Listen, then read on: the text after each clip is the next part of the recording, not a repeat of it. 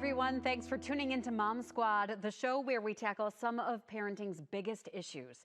Today, we're talking about those big fights and daily squabbles that we have with our kids. We all know that feeling. You're trying so hard to be patient, but then you lose your cool. In those situations, words matter. What you say to your child could have lasting impact on their self-esteem. Of course, we would never want to do something to harm their self-worth. So I brought in Dr. Kim Bell from the Hanna Perkins Center for Childhood Development. We talk about what you can do and say in those heated situations. So let me give you the bad news first. What you say matters. Yeah.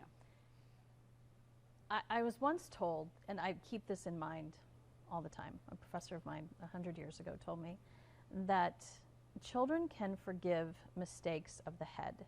They can't forgive mistakes of the heart. When you are running and rushing and you lose your cool and you have a temper tantrum, that's a mistake of the head. When you routinely berate the whole person of your child, that is a mistake of the heart. And so we are not looking for, I feel like I want to start a whole movement called imperfect parenting. That's like my new thing, is like imperfect parenting, because there's so much pressure. There's so much pressure to do it right and to somehow consistently always do it right. And that is an impossible standard for anyone. So if we expect perfection in ourselves, are we going to expect perfection in our kids? No one is perfect. No one gets it right all the time. But a mistake of the head, because you're rushing and you're in a hurry, and the capacity to apologize is huge in parents. Because if you can apologize, then your child also learns to apologize and mean it. Not just because you've said, say you're sorry. So I think that one of the things I've run across the most is parents who feel like if I apologize to my child, I lose power. It's not true. Yeah. When you genuinely feel like you have lost it, being able to calm down and come back and say, I'm sorry, I was really angry and I was very upset with X behavior, but I didn't really want to yell at you that way because I know it doesn't help us figure out a better way to do things.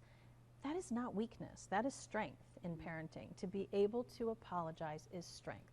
So while we talk about, and let's talk about how important it is to build up self-esteem even when disciplining, that has to be the first thing at the beginning, the caveat, so that you don't feel like you've just ruined it when you have those meltdowns, because you will. Why? Because raising little humans is primitive work. Their primitive experiences, especially in toddlerhood, they will drag you into that sandbox.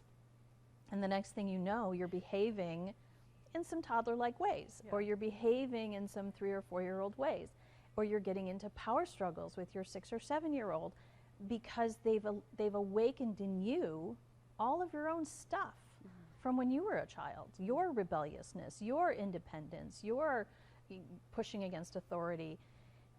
And so we tend to trip and fall into the developmental phase that our child is in, and you have to forgive yourself for that, because if you really are, if you are a parent who is really struggling, like, I don't want anyone to ever feel too ashamed of the struggles that they have with parenting to come into my office. Like, that's the first place we start. The fact that somebody reaches out for help, if they are genuinely struggling with being a parent and the way they talk to their child and they want to change, then we start in a no judgment zone. Because everybody does what they do for a reason. We all come from someplace. We all bring ourselves and our history and our past and our experiences to our parenting.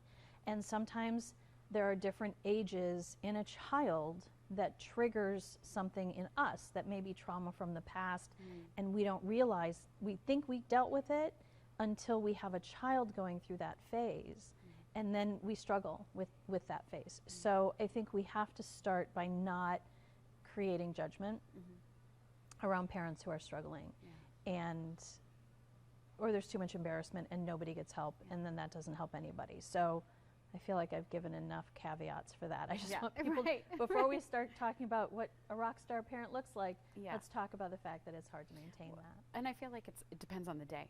I have It days does. where I am a rock star parent and I can keep my calm. And then I have days where I'm probably saying the phrases that I shouldn't say, especially when, and I know I'll use an example here because I know my friends all struggle with this where, siblings are fighting. Yes.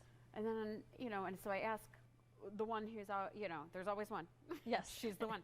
And I'm like, why are you always hitting your sister? And I know when that's coming out of my mouth, then I'm putting that always hitting your sister. So I'm saying, you always do this. Mm-hmm. And I know I should be phrasing it a different way, and then I'm trying to backtrack. But those phrases like that, Yes. every parent goes through, and every parent says, Right. and then thinks, I should have said that differently. Yes, and what I'm saying is there's a time to have a conversation where you can say to your child, I should have said that differently. Mm. Because when you use okay, so here's why we don't want to do that. As often as we can avoid it, we don't want to do that. Because when you say always, or why are you like this? That's another one, right? That's a fun one. Why are you always so demand? Why are you always fighting with your sister? Why can't you love her? Why can't you, Yeah. Those phrases are not a judgment on behavior, they're a judgment on personhood. And that's when people start talking about how discipline can be harmful to self-esteem, is when you attack is the word, because that's not what we're trying to do, but it is how it feels. It feels like it's an attack on the whole self, as Characteristic. defined Yes. by this one judgment. So why are you being so bad today? The word bad, and various child care centers have tried to change it to like bad bunny behavior, like they try to soften it. Yeah. That's never been my favorite thing. Yeah. I like the word, like you're having a trouble today. It's a singular event. We want these things to be like like this is a one-off. Like you're having a trouble with this. Even when kids come in who have behavioral difficulties, I still call them troubles. It just works easier. It's a nicer word, like you're struggling. And I just remind them that everybody's working on something. Yeah. And this is your something. This is a thing that happens often. It's still not who you are, right? And I think our world tends to want to label. I always, when I'm working with young therapists, when I'm talking to therapists or parents, I try to remove labels. Like, I won't say, well, that's an autistic child. Don't like that. That is a child with autism, a child with attention deficit disorder. It is one of my very favorite psychologists says that people are a who with a what. And if we make the what more powerful than the who, then the who doesn't break through. Yeah. And so a child with a struggle is not defined by that struggle. It's just a what. And if you can just remember that the behavior is a what, and not to speak to the who your child is not the behavior they're engaged in. Yeah. That's if you can get that integrated into the way you see your child, it'll be easier, but it will never be perfect. And then there are times where, just like we want to have conversations with your child around the fact that they said they hate you and they want you to die. Those things that do happen. I hate you, I'm going to hate you forever, I don't love you anymore. Those aren't real either. Yeah. That's your child having a little meltdown and not remembering their loving feelings. Yeah. And if that can happen to a child, it can happen to an adult. We want it to happen less. Yeah. So we're seeing a behavior. We're seeing maybe it's hitting a sibling, maybe it's fighting with a sibling, maybe it's drawing on the walls, maybe it's, I don't know, talking back to a parent. How do you phrase it? Is there a go-to way to start that conversation? I've seen advice saying you kind of offer an excuse for their behavior. I know you're having a hard time today because, or is that letting them off the hook too much? Oh, Well, that opens up, you asked like 3 questions. Yeah. You asked like 3 questions right there. Do you label a child's feelings for them, or do you try and figure out what is happening? Okay, rock star language. I'll give you rock star language. That's what we want. Yeah. Okay, so rock star language is things like,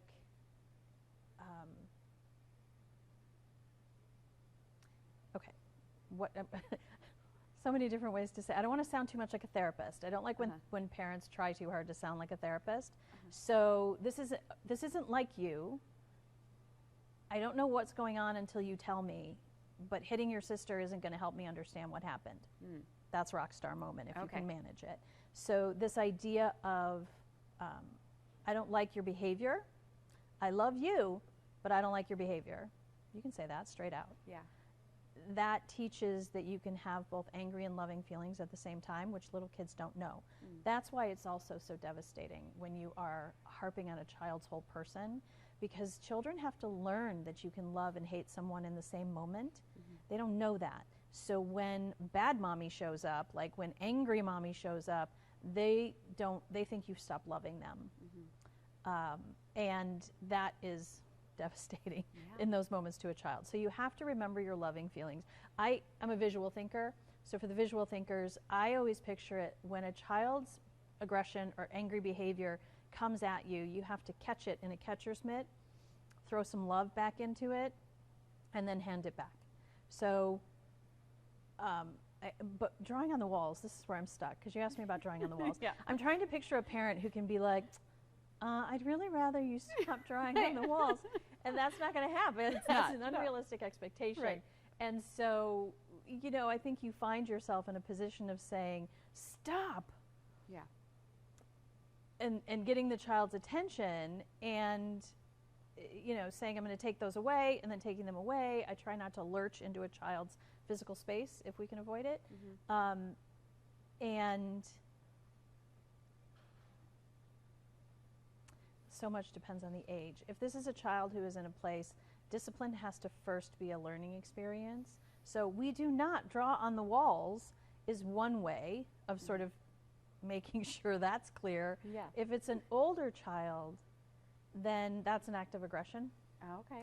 And it's meant to make you angry.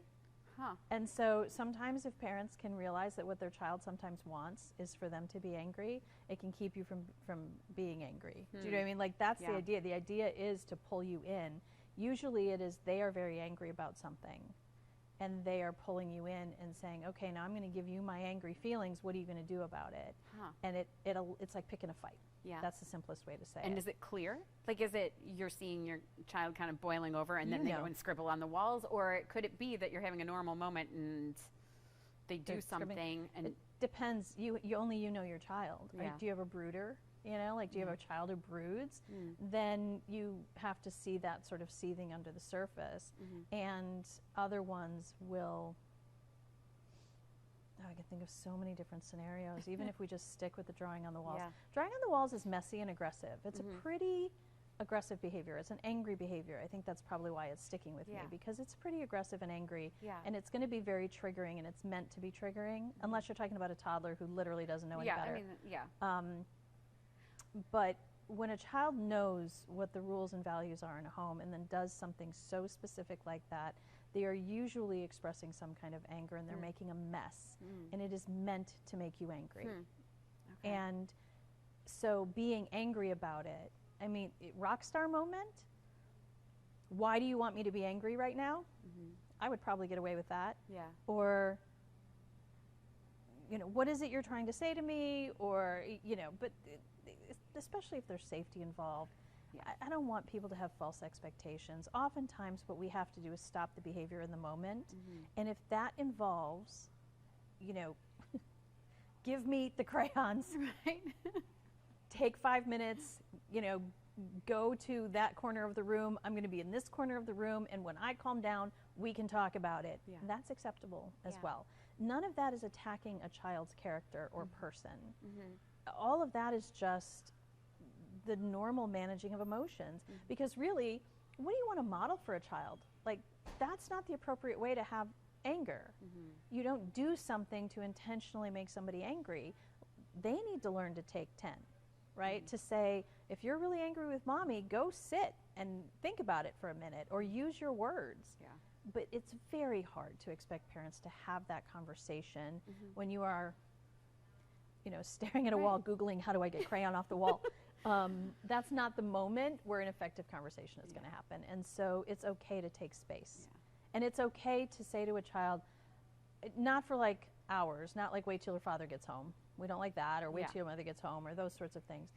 Because children will seethe in that anticipation anxiety all day. But to say, I have to count to 10, give me the crayon, and then walk away is, you know, and your child's going to cry because now they know and they feel guilt. And sometimes that can break the tension. But I try to stay away from, why would you do that? What were you thinking? I don't like that one either as so much. More along the lines of,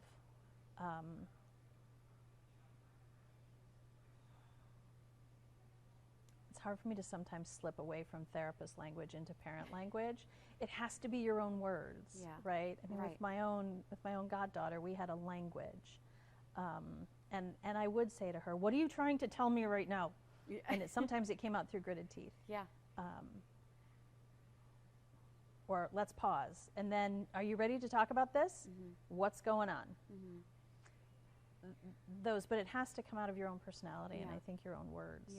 So overall, it's a matter of us stepping back and being able to taking a moment, controlling our emotions so we don't fly off the handle, and then really trying to get them to open up about what's behind the behavior. Yes. So if all behavior is communication, even what we consider to be bad behavior is communicating something. Usually it's communicating an emotion, and it is something that they don't have a word for. And so our ultimate goal is always to move from body to mind, from behavior to words, from behavior to language.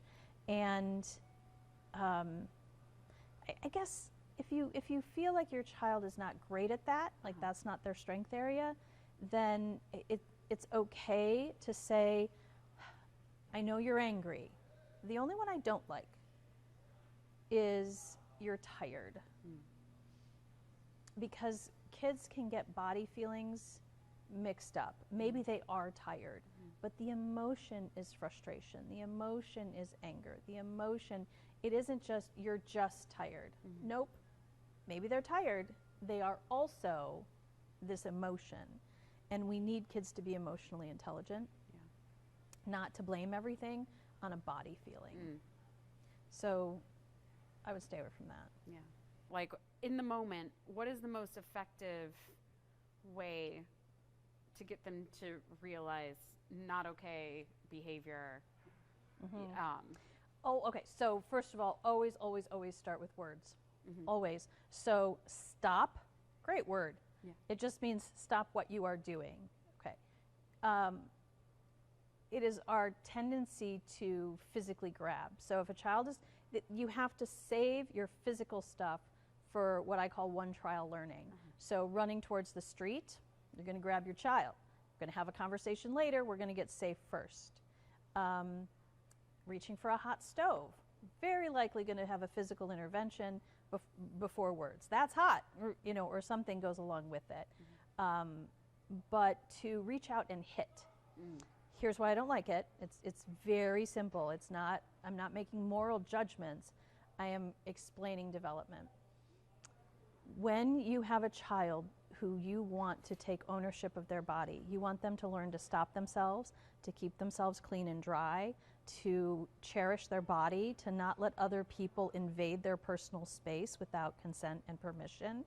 You can't have a general rule and then you as the parent or the authority figure have the right to violate that space whenever you are angry. So out of anger, you are no longer an agent of your own body. I am now in control of your body and I will cause it pain, is teaching a lesson that is counter to what we want our childs to be when they grow up.